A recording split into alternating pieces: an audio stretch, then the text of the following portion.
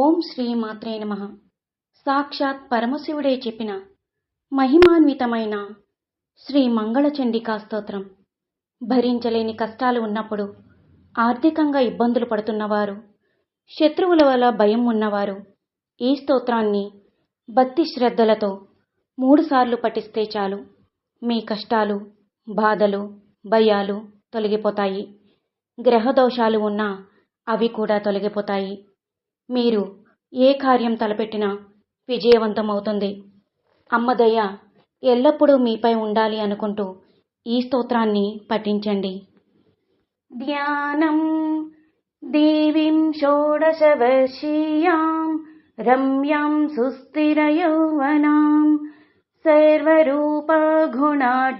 చ కోమలాంగిం మనోహరాం శ్వేతచంపకవర్ణాభాం చంద్రకోటిసమప్రభాం వహ్నిశుద్ధాం శుకాధానాం రత్నభూషణభూషితాం బిభ్రతీం కబరీభారం మల్లికామాల్యభూషితం బింభోష్టిం సుదతిం శుద్ధాం శరత్పద్మనిభాననాం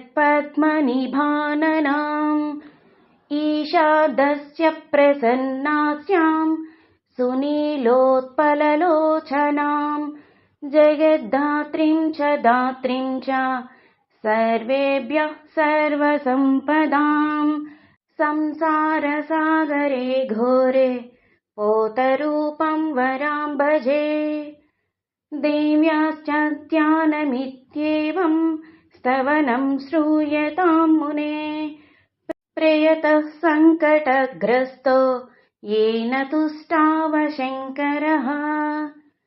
शङ्कर उवाच रक्ष रक्ष जगन्मातर्देवी मङ्गलचण्डिके संहर्ति विपदां राशेर्हर्षमङ्गलकारिके हर्षमङ्गलदक्षे च हर्षमङ्गलचण्डिके शुभे मङ्गलदक्षे च शुभमङ्गलचण्डिके मङ्गले मङ्गलार्हे च सर्वमङ्गलमङ्गले सतां मङ्गलदे देवी सर्वेषां मङ्गलालये पूज्या मङ्गलवारे च मङ्गलाभीष्टदैवते पूज्ये मङ्गलभूपस्य मनोवंशस्य सन्ततम्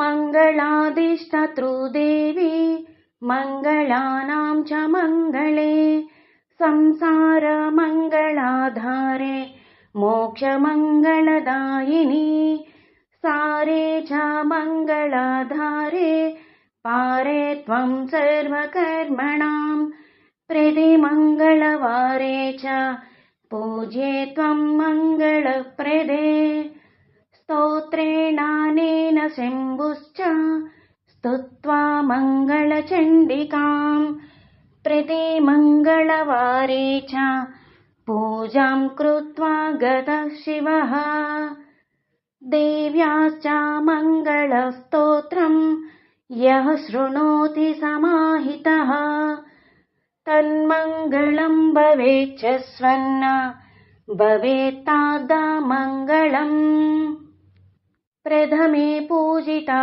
देवी शम्भुना सर्वमङ्गला द्वितीये पूजिता देवी मङ्गलेन ग्रहेण च तृतीये पूजिता भद्रा मङ्गलेन नृपेण च चतुर्थे मङ्गले वारे सुन्दरीभिश्च पूजिता पञ्चमे मङ्गलाकाङ्क्षैर्नरैर्मङ्गलचण्डिका पूजिता प्रतिविश्वेषु विश्वेशैः पूजिता सदा ततः सर्वत्र सम्पूज्य सा बभूव सुरेश्वरी देवादिभिश्च मुनिभिर्मानवैर्मुने देव्याश्च मङ्गलस्तोत्रं यः शृणोति समाहितः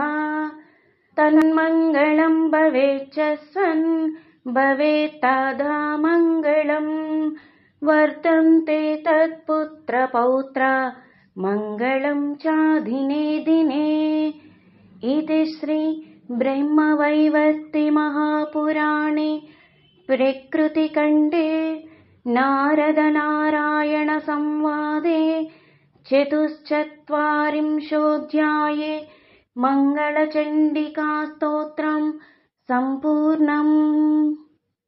నా వీడియో కనుక నచ్చినట్లయితే లైక్ చేయండి, షేర్ చేయండి, సబ్స్క్రైబ్ చేయండి.